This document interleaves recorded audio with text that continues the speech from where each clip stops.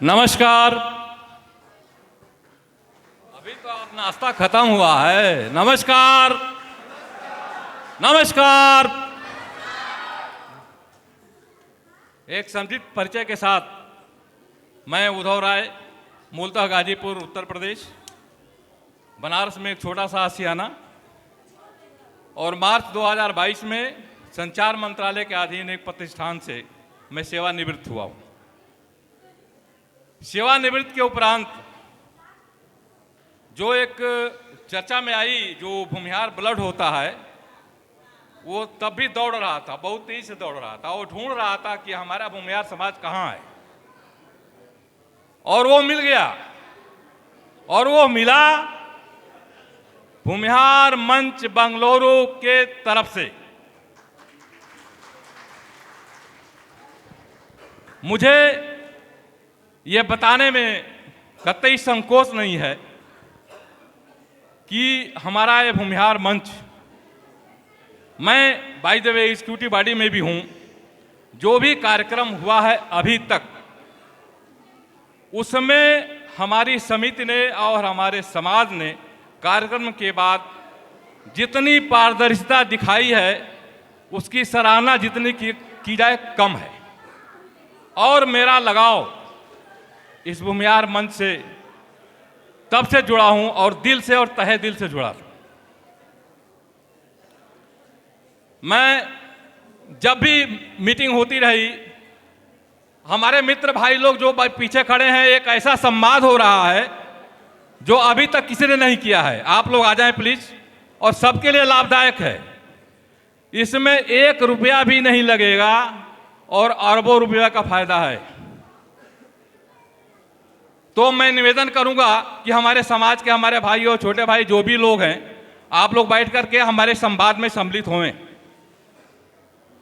मैं जब भी मीटिंग होती रही, जहां भी मीटिंग होती रही, मेरे मन में एक विचार आता रहा।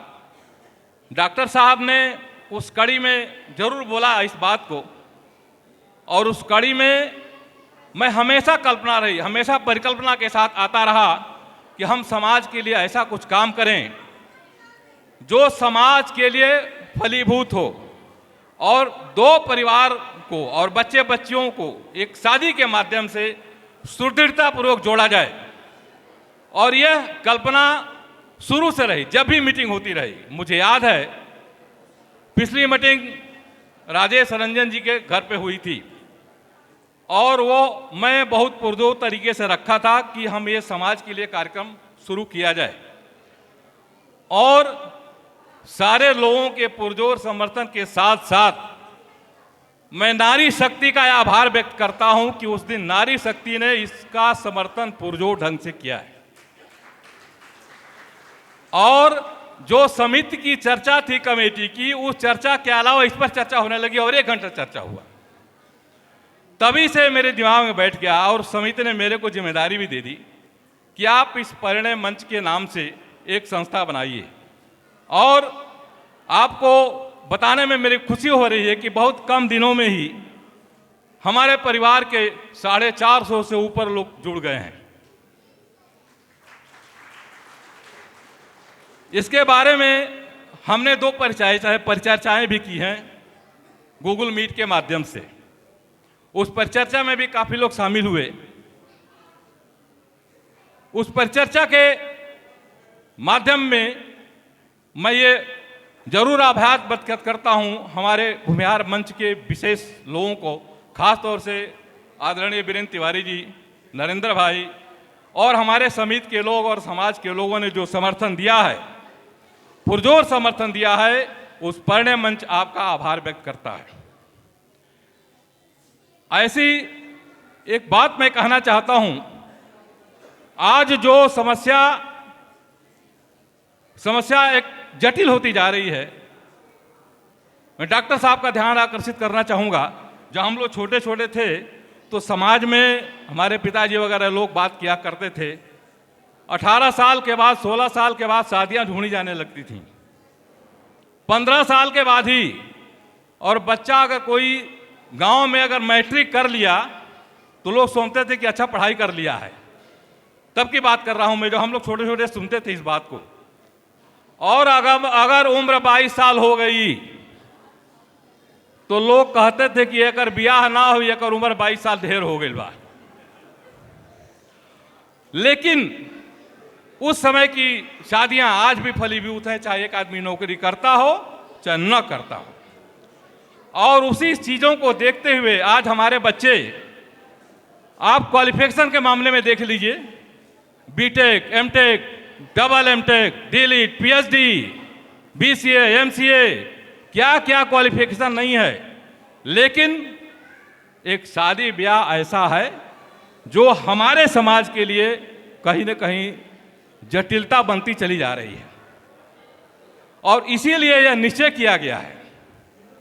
और इसको सजाने संवारने में, जैसे एक माला है, माला को अगर सुंदर सुंदर मणियों से पिरोया जाए तो उस माला की शोभा और बढ़ जाती है। और उस शोभा को बढ़ाने में हमारे समाज के लोगों ने जो साथ दिया है, इसके अलावा मैं मंच पर आमंत्रित करना चाहूंगा आदरणीय लक्ष्मी बीरेंद्र तिवारी जी को। एक जोरदार तालियों के साथ उनका स्वागत किया जाए। आपने इस समाज को बढ़ाने में बहुत ही योगदान किया है, और परिचर्चाओं से सामने जो चीज़ें आती रही हैं उसको इंगित करते हुए काफ़ी इन्होंने रास्ता दिखाया है। मैं चाहूँगा कि एक बार पुनः तालियों से आदरणीय लक्ष्मी जी का स्वागत करें, और आगे का कार्यक्रम संपादित करने के लिए मैं माइक देता हूं आदरणीय लक्ष्मी बीरेंद्र जी को। धन्यवाद राय जी। मैं एक बार फिर से आप सभी लोगों का इस सभागार में तहे दिल से स्वागत करती हूं, हार्दिक अभिनंदन करती हूं। अभी हम लोग बात कर रहे हैं भूमिहार परिणय मंच बेंगलोर। अब सभी के दिमाग, बहुत सारे लोगों के दिमाग में ये प्रश्न आता होगा कि क्या है ये भूमिहार परिणय मंच, इसकी ज़रूरत क्यों पड़ी, क्यों बनाया गया है इसे।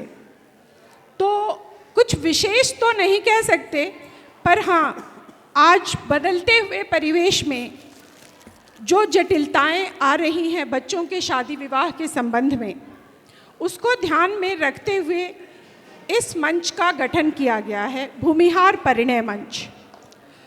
बेंगलोर जैसे शहर, नाम सिर्फ भूमिहार परिणय मंच नहीं है, भूमिहार परिणय मंच बेंगलोर। अब ये बात है कि बेंगलोर में ही क्यों, या बेंगलोर का अपना ग्रुप क्यों। तो जैसा कि हम सभी जानते हैं, बेंगलोर अभी सिर्फ भारतवर्ष में ही नहीं, पूरी दुनिया में अपना एक अलग स्थान रखता है। सबसे ज़्यादा शिक्षण संस्थान बेंगलोर में हैं, सबसे ज़्यादा इंजीनियर बेंगलोर में बनते हैं, सबसे ज़्यादा डॉक्टर बेंगलोर में बनते हैं, कई सारे रिसर्च इंस्टीट्यूट यहाँ पे हैं।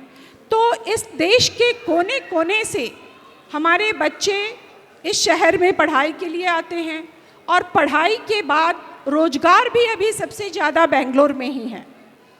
तो एक बहुत बड़ी संख्या में हमारे नवयुवक और नवयुवतियाँ बेंगलोर शहर में निवास कर रहे हैं। अगर ये भूमिहार परिणय मंच बेंगलोर उन सभी माता पिताओं को एक सूत्र में बांधता है, एक जगह इकट्ठा करता है, तो इसके माध्यम से सभी माँ बाप अपने अपने बच्चों के लिए बेंगलोर में ही भावी जीवन साथी खोज सकते हैं। शायद वो इसलिए भी अच्छा रहेगा कि एक दूसरे से मिलने का, बच्चों को भी एक दूसरे से मिलने के लिए सहूलियत होगी। माता पिता भी अपने बच्चों की वजह से यहाँ आते जाते रहते हैं, तो उन्हें भी दूसरे जो जीवन साथी की तलाश में हैं उनके परिवार से मिलने में अच्छा रहेगा, सहूलियत होगी। इससे भी अलग एक बात ये कह सकते हैं कि जब मैं अगर बेंगलोर में हूँ और मैं मुंबई, पुणे, दिल्ली, किसी भी अन्य शहर में लड़का तलाश कर रही हूँ अपनी बेटी की शादी के लिए, तो मेरे लिए ये पता लगाना बहुत मुश्किल है कि वो परिवार कैसा है, वो लड़का कैसा है, उनके घर के माहौल कैसे हैं, उनके सोच विचार कैसे हैं।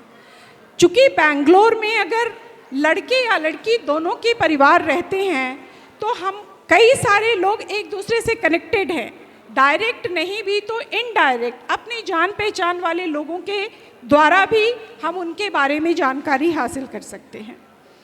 तो आप सभी लोगों से मेरा अनुरोध है कि आप सब भी इस मंच से जुड़ें, खासकर वे सब माता पिता जिनके बच्चे विवाह योग्य हैं। और सबसे बड़ी बात यहाँ पर यह है कि मैं खुद ही 2 बेटियों की माँ हूँ और मैं शुरुआत अपने ही बच्चों की शादी से करती हूँ। मेरी 2 बेटियाँ हैं, दोनों ही अभी अमेरिका में हैं। एक की पढ़ाई हो गई है और वो नौकरी करती है और दूसरी की पढ़ाई चल रही है। यहाँ उपस्थित सभी सम्मानित सदस्यों से मेरा अनुरोध है कि अगर आपकी नज़र में मेरी बच्चियों के लायक, उनके लिए अनुरूप कोई भी लड़का हो तो आप कृपया मुझसे संपर्क करें या आप किसी के माध्यम से मुझे बताएं ताकि मैं आपको संपर्क कर सकूं। इस बात में बिल्कुल भी आप हिचकिचाएं नहीं। कोई भी हो सकते हैं, आपके स्वयं के बच्चे हो सकते हैं, आपके रिश्तेदारों के बच्चे हो सकते हैं। आप डायरेक्ट नहीं भी बात करना चाहते हैं, अगर लगे कि मैं लड़के का पिता हूँ, मैं कैसे बात करूँ, तो भी कोई बात नहीं। आप अपने किसी मित्र के द्वारा, किसी अन्य इस मंच से जुड़े हुए किसी भी व्यक्ति के द्वारा आप मुझ तक ये संदेश भेजें, मैं आपको सामने से बात करूंगी, क्योंकि मुझे भी अपने दोनों लड़कियों की शादी करनी है। अब हम यहाँ पर अपने 1-2 ऐसे अतिथियों को बुलाना चाहेंगे जो खुद भी इसी हमारी ही तरह अपने बच्चों की शादी के लिए लड़का या लड़की देख रहे हैं। तो सबसे पहले मैं आलोक कुमार जी आपको मंच पे बुलाना चाहूँगी, कृपया आएं।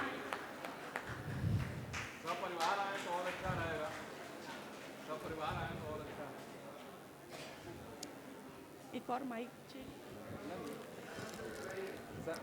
आप मैडम हैं तो मैडम को भी बुलाइए, अगर बच्चे साथ में हैं तो कृपया उन्हें भी बुलाइए। ठीक है मैडम जी, बहुत बहुत स्वागत है आपका। मैडम प्लीज आइए। आदर्श अगर यहाँ उपस्थित हैं तो प्लीज आप भी मंच पर आइए। आदर्श,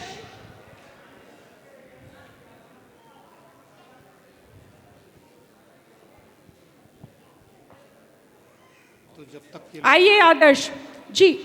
आलोक जी, आप अपना एक संक्षिप्त परिचय दें और अपने बच्चे के बारे में एक संक्षिप्त परिचय दें। हेलो, ठीक है, आवाज़ आ रही है? नहीं आ रही। हेलो, मेरा नाम आलोक कुमार सिंह है। मैं बैंगलोर में 44 साल से हूँ। मैं यहाँ पे इंजीनियरिंग करने के लिए आया था 1981 में। उसके बाद से यहीं पे हूँ। बहुत सारे कंपनीज़ में मैंने काम किया, सीनियर मैनेजमेंट रोल पे भी काम किया। और बेसिकली मैं भागलपुर से आता हूँ। भागलपुर में सुल्तानगंज है, जहाँ से सब लोग जल भरने जाते हैं, वहीं पे मेरा गांव है। गांव का नाम तिलकपुर बोलते हैं। और हम लोग बेसिकली, हमारे जो दादा दादी लोग थे फ्रीडम फाइटर थे और बाद में लीडर भी थे, कांग्रेस के बड़े लीडर थे। मेरा एक बेटा है, जैसा अकेला बेटा है यहाँ पे। और ये फाइनेंस का, इन्वेस्टमेंट का काम करता है। बहुत लोगों को ये लगता है कि इन्वेस्टमेंट क्या करता है, अपना काम क्यों करता है, नौकरी क्यों नहीं करता है। आप बड़े नौकरी में थे तो नौकरी क्यों नहीं दिलाया इसको। तो लेकिन इनका इंटरेस्ट था कि हम खुद करें।